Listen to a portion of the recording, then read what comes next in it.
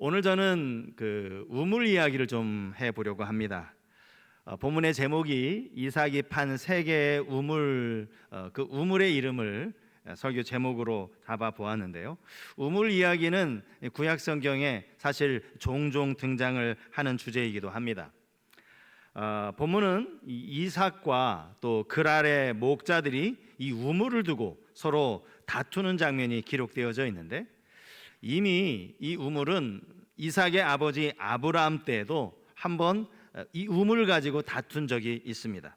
창세기 21장에 보면 아브라함이 잠시 그랄에 내려가 있는 동안 이 아비멜렉의 종들이 아브라함의 판 그 우물을 빼앗은 겁니다. 이걸 빼앗아 간 거예요. 그리고 그 일로 말미암아서 아브라함이 아비멜렉을 책망하는 장면이 나옵니다. 왜 남의 우물을 뺏어가느냐? 막 이제 화를 내면서 책망을 하죠.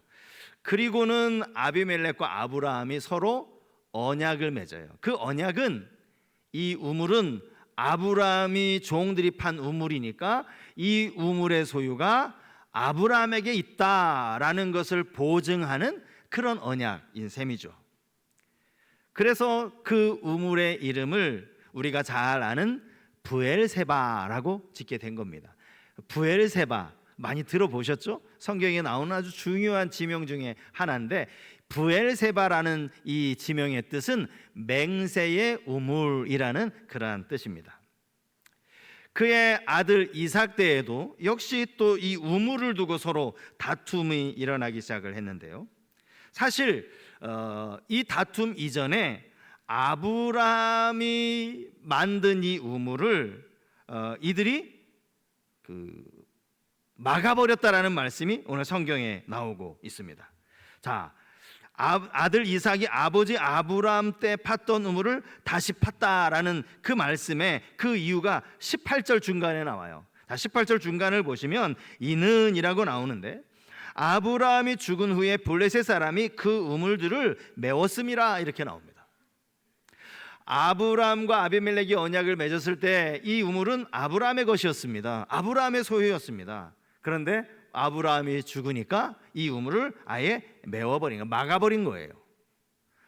언약의 당사자가 죽었으니 이 언약은 이제 무효 아닙니까? 그러니 메울 수 있죠. 우리가 그렇게 쉽게 생각할 부분이 아닙니다. 진짜 원인이 성경에 나와 있어요. 왜 블레셋 사람들이 아브라함이 판 우물을 막았느냐? 이삭이 그 우물을 그냥 쓰면 되는데 왜 막아버렸느냐? 창세기 26장 13절 이하에 보니까 이렇게 나와 있어요. 이삭 이야기입니다.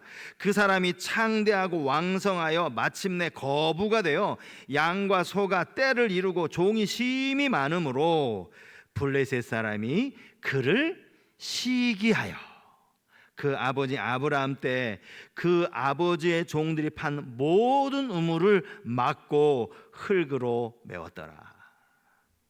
원인이 뭐라고요? 시기. 아버지 아브라함도 그렇게 떵떵거리고 잘 살더니 아니 그 아들 이삭 때가 되어서는 거부가 되었다라고 나와요. 엄청나게 많은 재산을 소유한 거죠. 그걸 보고 블레셋 사람들이 배가 아픈 거예요. 에이, 저 아브라함 때 팠던 저 우물 막아버리자. 아예 그냥 다 덮어버리자. 그렇게 덮어버린 거예요. 사실 여러분, 이 팔레스틴 지역에서는요, 이 우물이 진짜 중요합니다. 그 지역은 아시는 것처럼 물이 귀해요. 비가 잘 오지 않습니다. 건기에는 땅이 쩍쩍 갈라집니다. 게다가 지금 이삭이나 아브라함이나 목축업을 이제 생업으로 삼고 있는데, 소나 양들은 많은데 이 가축들에게 먹을 물이 없다라고 생각을 해보십시오. 우물이 없다라는 건요, 그 가축들 그냥 목말라 죽이는 거예요. 생명과도 연결이 되는 거예요. 그만큼 이 우물이 중요하고, 그래서 우물 때문에 어쩔 수 없이 이렇게 목자들끼리 서로 다툼이 일어나는 거죠. 오늘 본문을 보면요, 이 그랄의 목자들이 이 땅이 원래 자기들의 땅이라고 강조하면서 이삭이 판 우물을 자기 거라고 주장을 합니다.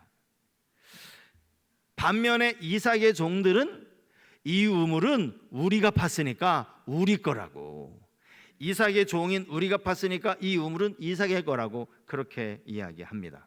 지금 우물의 소유권이 누구에게 있느냐, 이걸 가지고 서로 갈등을 빚는 거예요.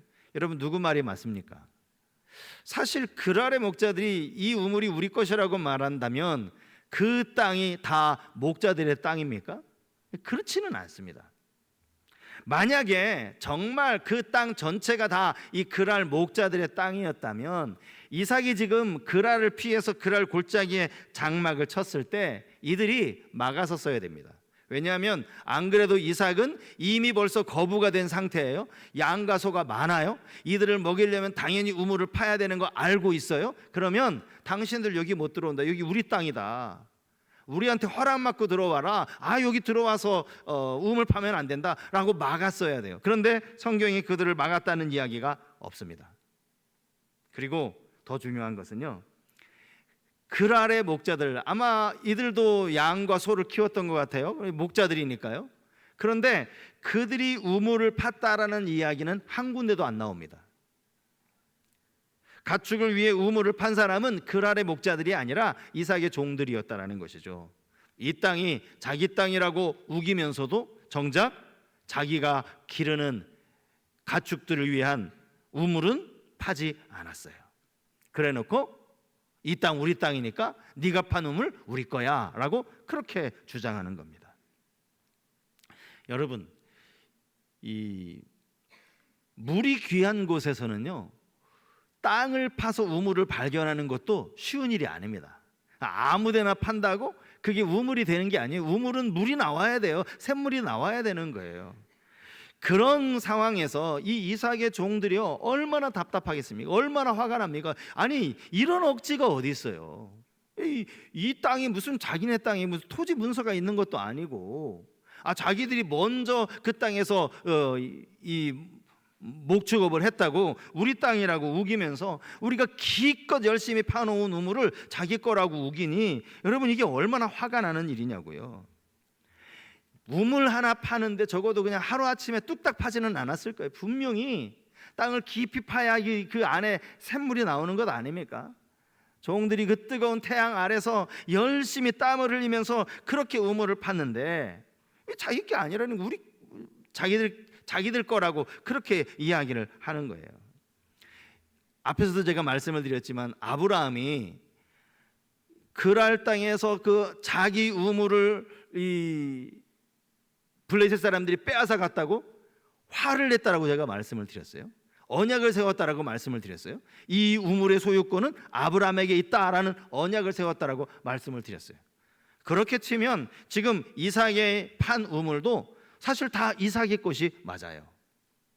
근데 문제는 참 이 이삭이요, 그렇게 막 갈등이 생기면 어떻게 해요? 그걸 양보하는 거예요. 알았어 너 가져. 그리고 또 다른 곳에 또 파는 거예요. 여러분, 이건 정말 이삭의 종들을 죽이는 일이에요. 우물 하나 파는 게 그렇게 쉬운 일이 아닌데 기껏 파놓으니까 그냥 엄한 사람 줘버리고 또 여기 가서 파자, 또 파라고 하고, 그렇게 지금 세 번째 하고 있는 것 아닙니까? 이게 이삭이 워낙 온유한 사람이어서 그가 성품이 워낙 착해가지고 그렇게만 보실 게 아니에요. 그 이삭이 이렇게 양보할 수밖에 없는 그 원인을요, 이삭이 지은 그 우물의 이름에서 우리가 찾아볼 수가 있습니다. 이름에는 다 뜻이 있잖아요. 자, 이삭이 첫 번째 우물을 결국 그 그랄의 목자들에게 주면서 그 우물의 이름을 뭐라고 지었어요? 에색이라고 지었다고 합니다. 에색이라는 이 단어의 기본적인 뜻은 싸우다, 다투다 이런 뜻인데요, 이 단어가 동시에 이런 뜻도 가지고 있어요. 억압하다, 강탈하다 이런 뜻을 가지고 있어요. 이삭이 이 우물을 그랄 목자들에게 주면서 우물의 이름을 에색이라고 지었어요. 무슨 의미예요? 이거 그냥 우리가 서로 다투다가 준 게 아니라 저 사람들이 그냥 억압하듯이 강탈하듯이 억지로 그렇게 빼앗아 갔다라는 그런 의미가 담겨 있는 거죠. 두 번째 우물의 이름이 뭐죠? 신나입니다. 신나. 이 신나라는 이름의 뜻도 사실은 보편적으로는 다툼이라는 뜻입니다. 그런데 이 단어의 어원이 특이합니다. 이 단어와 어원이 뭐냐? 원수, 사탄, 이런 어원에서 신나라는 단어가 나오는 거예요. 그 근본으로 가면 원수, 사탄이라는 뜻이 담겨 있다라는 거예요. 여러분, 이삭이 우물 두 번째 우물을 파서 다시 그랄의 목자들에게 주면서 그 우물을 신나라고 줘요. 무슨 의미입니까? 처음에는 그냥 억지로 우리가 열심히 판 우물을 강탈하듯 빼앗아 가더니 이번에는 아주 사탄 노릇을 하면서 그냥 더 악랄하게 이걸 빼앗아 간다, 그런 의미가 담겨. 그렇지 않고는 왜 우물 이름을 좋은 이름 나비려두고 이렇게 짓겠느냐고요. 그리고 나서 이제 세 번째 우물을 짓고 나니까, 우물을 파고 나니까 그랄 목자들이 아무도 다투지를 않아요. 그랬더니 이제 그 우물의 이름을 르호봇이라고 짓죠. 르호봇은 넓다, 넓은 장소, 이런 뜻을 가진 단어입니다. 여러분이 아마 르호봇에 대해서는 아마 설교를 많이 들어보셨을 거예요. 하지만 에색이라든지 신나라는 이 우물 이름은 오늘 처음 들어보신 분들도 계실 거예요. 물론 성경에 나와 있으니까 물론 이 우물을 알고 계시는 분들도 계시겠지만 아마 여기에 관해서는 말씀을 들어보신 분들이 많지 않으실 겁니다. 우리가 반드시 기억해야 할 게 있어요. 르호봇이라는 우물을 이삭이 어떻게 얻었는가? 르호봇의 우물을 얻기 전에 에색이라는 우물이 있었고 신나라는 우물이 있었다라는 걸 우리가 잊지 말아야 돼요. 르호봇은 이삭이 세 번째 판 우물이라는 사실을 잊어서는 안 된다라는 거죠. 그래서 에색과 신나 그리고 이 르호봇, 이 세 개의 우물을 통해서 오늘 우리에게 주는 교훈이 무엇인지를 함께 좀 생각해 보려고 하는데요. 두 가지만 제가 말씀을 드리겠습니다. 첫째는요, 성도에게는 양보와 인내가 필요하다는 거예요. 양보와 인내가 필요하다. 지금 이삭의 종들, 이삭의 모습이 딱 그런 모습 아닙니까? 아니, 땅 주인이 정해진 것도 아닌데 우물을 파고 나니까 이 땅 우리 땅이니까 이 우물 우리 거야라고 이렇게 뺏어가는 건 이건 말도 안 되는 이야기죠. 만약에 정말 저들에게도 양을 키우기 위해서 물 먹일 우물이 필요했다면 이삭에게 도움을 요청했어야 됩니다. 이 우물을 우리가 좀 같이 쓰자라고 하든지 아니면 우리를 위해서도 우물을 하나 파달라고 하든지 뭐 그렇게 도움을 요청해야 됐는데 그런 건 하나도 없고요. 우물 기꺼이 다 파놓고 나니까 이거 우리 거니까 딴 데 가봐, 이런 식으로 얘기를 하는 거죠. 이게 얼마나 억울할 수 있는 일입니까? 그런데 이삭이 양보했다는 거예요. 양보했다는 거예요.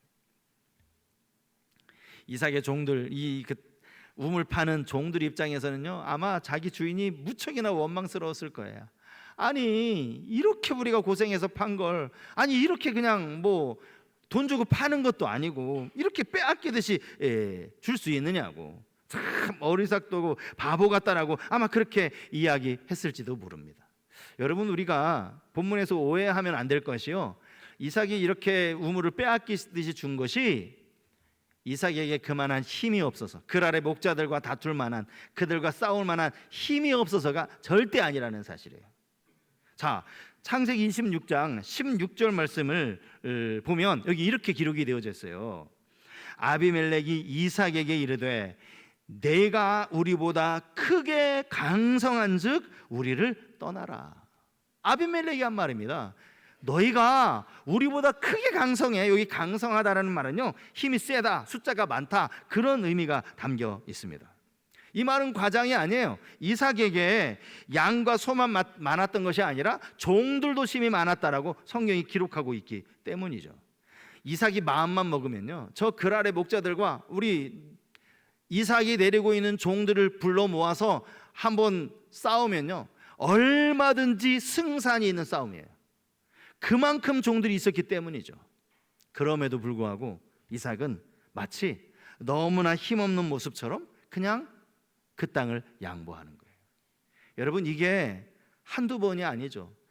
가장 먼저 이 아비멜렉의 말을 듣고 그는 그랄이라는 곳에서 그랄 골짜기로 옮겨가거든요. 똑같이 지명은 그랄이에요. 그런데 그랄 골짜기로 장막을 쳤다, 옮겨서 쳤다라고 나오는데 이 골짜기라는 말은 다른 말로 하면 그랄 변두리라는 말이에요. 변두리. 처음에는 평지에서 그냥 얼마나 편하게 이 양과 소를 먹였는지 몰라요. 그랬는데 아비멜렉이 아이 너희가 우리보다 훨씬 더 세, 그러니까 좀 여기를 떠나. 그 말에 따라서 그는 그랄 골짜기로 옮긴 거예요. 아무래도 골짜기는 평지보다는 양과 소를 먹이기에 목축하기에 쉬운 땅은 아니었겠죠. 그런데 거기에서 또 옮기고 또 옮기고 몇 번을 옮긴 거예요. 이건 이삭이 가지고 있는 그들에게 양보하는 그러한 모습이에요. 이런 모습은 우리 주님에게서도 찾아볼 수가 있습니다. 성경학자들은요, 예수님을 닮은 구약의 인물로 누구를 치는가 하면 이삭을 칩니다. 예수님의 성품을 닮은 사람 아브라함 아니고요, 야곱 아니에요. 이삭이 예수님을 닮았다라고 이야기하는데 바로 이 부분 때문이에요. 아무 죄도 없으신 예수님께서 십자가에 달려 돌아가십니다. 우리의 모든 죄를 담당하시고 주님이 친히 죄인이 되셨어요. 사실 이것도 주님 입장에서는 너무나 억울한 일이에요. 그런데 저 밑에서 주님을 향하여 조롱하는 소리가 들려옵니다. 마태복음 27장 41절 이하의 말씀인데요, 그와 같이 대제사장들도 서기관들과 장로들과 함께 희롱하여 이르되 그가 남은 구원하였으되 자기는 구원할 수 없도다. 그가 이스라엘의 왕이로다. 지금 십자가에서 내려올지어다. 그리하면 우리가 믿겠노라. 여기 예수님을 향하여 조롱하는 사람이 누굽니까? 당시 종교 지도자들입니다. 종교 지도자들이라 함은 당시 유다 백성들을 바른 신앙으로 이끌고 그들을 잘 이끌 뿐만 아니라 그들 자신이 백성들 앞에 신앙의 본을 보여야 하는 사람들이죠.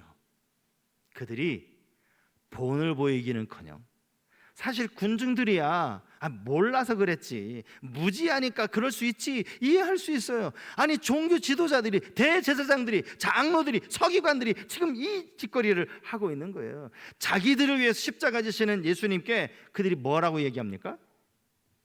당신 한번 내려와 보라고, 그 십자가에서 한번 내려와 보라고, 내려오면 우리가 믿을 테니까 한번 내려와 보라고, 이런 식으로 지금 조롱하고 있는 겁니다.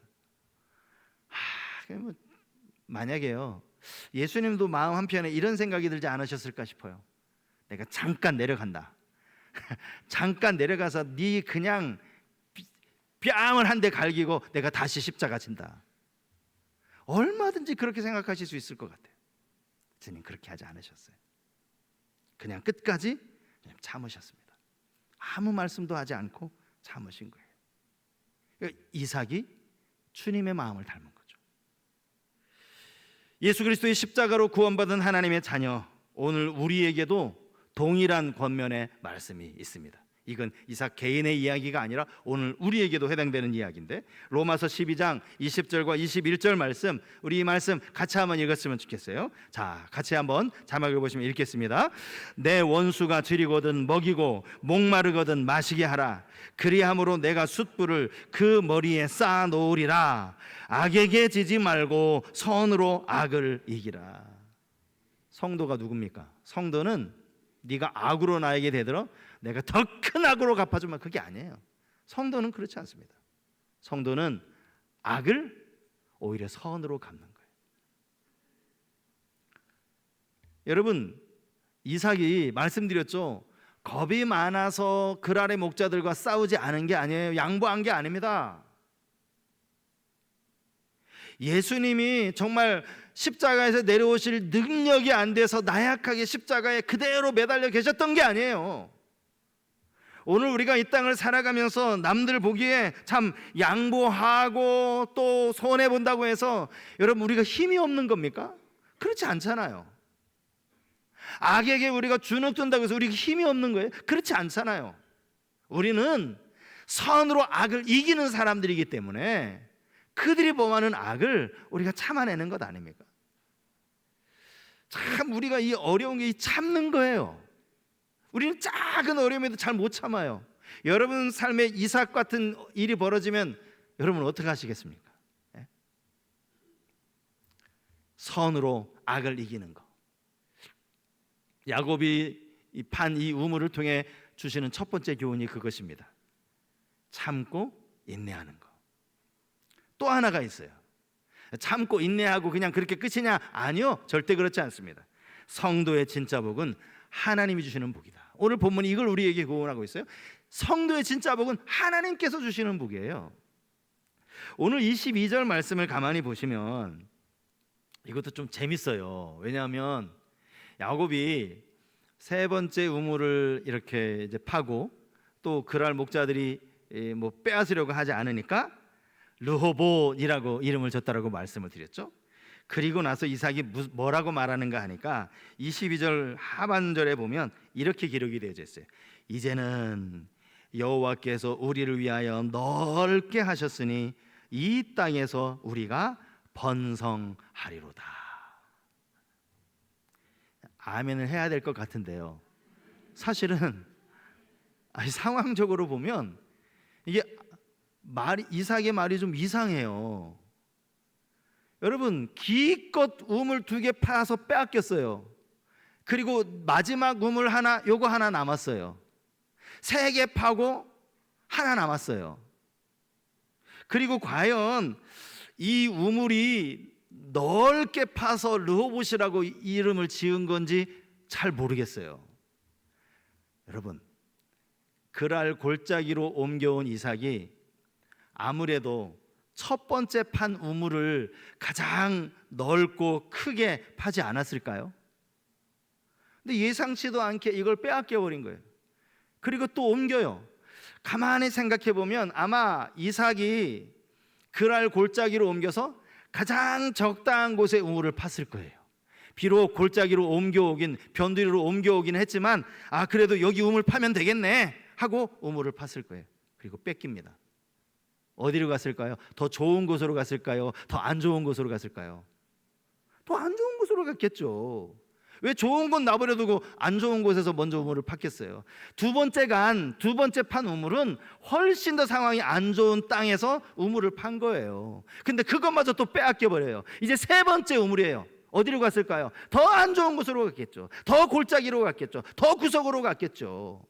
아마 그랄의 목자들이 이 세 번째 우물을 다투지 않은 이유가 뭐 여러 이유가 있겠지만, 아이고 저런 우물은 별로 필요 없어. 우리 지금 이삭에게 뺏은 2개 우물로 충분하고, 아이고 저 구석쟁이 저 우물 너희들 가져.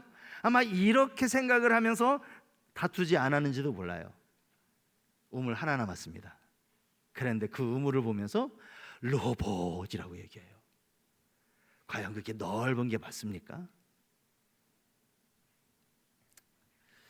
이삭이 지나치게 과장하는 것처럼 보이지 않느냐고요. 그게 어떻게 르호봇입니까? 3개의 우물 중에서 아마 가장 열악한 곳에 판 우물이 르호봇이었을 거예요. 그가 그렇게 말할 수 있는 이유는 하나밖에 없습니다. 이삭이 말하는 이 모든 문장의 주어가 이삭이 아니에요. 하나님이에요. 하나님이 주어가 되시더라는 것이죠. 여호와께서 우리를 위하여 넓게 하셨다. 여호와께서 우리를 번성하게 하실 것이다. 주어가 하나님이 되니까 얼마든지 르호봇이라고 말할 수 있는 거죠. 눈으로 보기에는 3개의 우물 중에서 가장 형편없는 우물일 거예요. 이삭의 종들도 지칠 대로 지쳤을 겁니다. 아마 이 3번째 우물도 또 그랄의 목자들이 와서 이거 내놔 그러면 이삭이 아마 또 알았어 가져 그랬을지도 몰라요. 그런 가운데 얼마나 지쳤고 그 3번째 우물 열심히 팠겠습니까? 그런데 하나님이 말씀하시니까 르호봇이 되는 거예요. 르호봇이. 이런 경험을요 이미 이삭은 한번 경험한 사람이에요. 하나님이 주어가 되시는 그 인생을 이삭이 한번 경험했다고 해요. 언제 경험했습니까? 이삭이 농사졌을 때. 자, 창세기 26장 12절 말씀 보십시오. 이삭이 그 땅에 농사하여 그 해에 100배나 얻었고 여호와께서 복을 주심으로. 이삭이 농사졌답니다. 여러분, 이삭이 원래 직업이 농사꾼입니까? 이삭은 그의 아버지 때부터 농사라는 걸 한 번도 해본 적이 없는 사람이에요. 이삭이나 그의 아버지 아브라함이나 직업은 양 키우는 거예요. 소 키우는 거예요. 목축업이에요. 그런데 이삭이 농사를 졌답니다. 여러분, 이삭이 왜 농사를 짓게 되는지 아시죠? 지금 가나안의 흉년이 들어가지고 이 이삭이 어쨌든 뭐 가축에게 먹일 물이 있어야 되니까 애굽으로 또 다 내려가려고 준비를 했어요.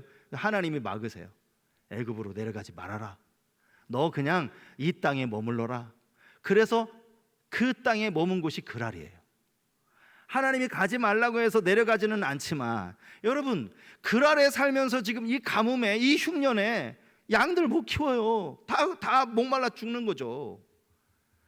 그래서 어쩔 수 없이 한 게 뭐예요? 그게 농사예요. 그게 그랄 땅에 버티려면 뭐라도 해야지. 양은 지금 키울 수가 없는 상황이니까 농사라도 좀 져보자. 아마 그랄 사람들 중에 농사 짓는 사람들 옆에서 보면서 아마 그렇게 농사를 졌을 거예요. 그런데 그 농사에서 몇 배? 못 믿으니까 대답을 못 하시잖아요. 100배, 100배. 여러분 이게요, 그랄 땅에서 원래 농사를 그 직업으로 하는 농사꾼에게도 아무리 풍년이 들어도 평균보다 100배 수확을 올렸다? 있을 수가 없는 일이래요. 우리가 상식적으로도 그렇잖아요. 요만한 논에 뭐 아무리 크게 짓는다고 해도 뭐 한 해 평균 수확량이 뭐 만약에 뭐 한 100가만이라고 해봅시다. 그러면 늘 평소에 100가만이 거두던 그 수확에서 50배면 몇 가만이에요? 5,000가마입니까? 50배 하기 쉽지 않다니까요. 그런데 100배의 결실을 거뒀답니다. 하나님이 도와주지 않고, 아니 농사 초보인 이삭이 무슨 100배를 어떻게 거두냐고요. 이삭이 이걸 경험한 거예요. 하나님이 하셔서 100배의 결실을 거둔 거구나. 이 농사를 이게 질 수가 있나? 이거 뭐 곡식이 할 거리라도 있나 싶었는데 100배의 결실을 거두게 하신 분이 하나님이구나. 이걸 깨달은 거예요. 그러니 지금 이 조그만 우물 하나 보면서 로봇이라고 말할 수 있는 이유가 바로 여기 있는 거예요. 이사야 41장 18절 말씀에 보면 이런 말씀이 나옵니다. 내가 헐벗은 산에 강을 내며 골짜기 가운데 샘이 나게 하며 광야가 못이 되게 하며 마른 땅이 샘 근원이 되게 할 것이며. 이 말씀이 어떤 말씀인가 하면 지금 바벨론 포로 생활 가운데 있는 유다 백성들 향하여 위로하시는 하나님의 말씀이에요. 네가 지금은 좀 마른 땅 같고 지금은 광야 같지만 내가 거기에 물이 나게 할 거야. 내가 거기에 샘이 솟게 할 거야. 하나님의 약속이에요. 이 주어도 역시 내가입니다. 내가 하나님이 하시겠다라는 거예요. 지금은 비록 포로 생활 가운데 있지만 하나님이 하시겠다라는 거예요. 예전에 제가 재미있게 들었던 설교 하나가 있는데요, 이 복음서에 나오는 베드로가 이제 예수님 말씀에 순종해서 그물을 내렸더니 그가 밤새도록 수고해서 한 마리 물고기도 못 잡았는데 예수님이 깊은 데로 그물 내려라 그 말씀에 순종해서 그물을 내렸더니 고기가 얼마나 많이 잡히던지 2배 가득 차고요, 배가 아예 가라앉을 지경이 되었다라는 말씀, 여러분 잘 아시죠? 사실 이게 우리 생각으로는 있을 수 없는 일이 벌어진 거예요. 표적이죠, 표적. 근데 어떤 목사님이 이렇게 설교를 하시는 거예요. 어떻게 베드로의 물고기에 그렇게 많은, 밤새 한 마리도 못 잡았던 그 베드로에게 그 그물에 2배 찰 만큼 물고기가 잡혔는 줄 아느냐고. 그건 하나님이 갈릴리 바다에 있는 모든 물고기들을 다 불러다가 이 베드로가 던진 이 그물에 다 몰아넣으신 거라고. 그럴듯하잖아요. 하나님이 그렇게 역사하지 않고는 이 많은 고기를 잡을 수가 없거든요. 제가 이 생각이 왜 들었는가 하면 오늘 이삭을 보면서 딱 그런 생각이 드는 거예요. 말씀드렸죠? 이 팔레스틴 지역은요, 아무데나 판다고 해서 거기 우물 나오는 거 아니에요. 우물을 찾기가 쉽지 않습니다. 근데 하나님이 이삭에게 이러시는 거예요. 이삭아, 너 어디 팔래? 그냥 파. 내가 책임질게. 네가 어디를 파든 내가 그곳에서 우물 나게 할게, 샘물 나게 할게. 하나님이 그렇게 일하신다라는 그런 느낌이 들었어요. 이게 르호봇입니다. 오늘 설교 본문을 읽으면서, 오늘 성경 말씀을 읽으면서 혹시 여러분 가운데 이 르호봇에 대한 설교구나, 르호봇의 복이 나에게 임했으면 좋겠다, 아마 그렇게 기대하신 분들도 계시는지 모르겠습니다. 당연히 이 말씀을 통해 여러분 모두에게 르호봇의 축복이 임하기를 바랍니다. 하지만 르호봇의 축복은 그가 에색과 신나를 통과한 다음에 얻은 복이라는 걸 잊어서는 안 돼요. 그에게 너무나 원통한 일이 있었고, 너무나 억울한 일이 있었고, 이렇게 빼앗기나? 그런 낙심되는 상황이 있었습니다. 이게 설교 중에 이런 표현을 써도 되는지 혹시 불쾌하신다면 용서하십시오. 찐따라는 말, 찐따, 저도 이런 표현 잘 안 좋아하는데 이 찐따라는 말 들어보셨습니까? 이게 무슨 뜻인가 하니까 어수룩하고 찌질한 사람을 찐따라고 부른대요. 찐따.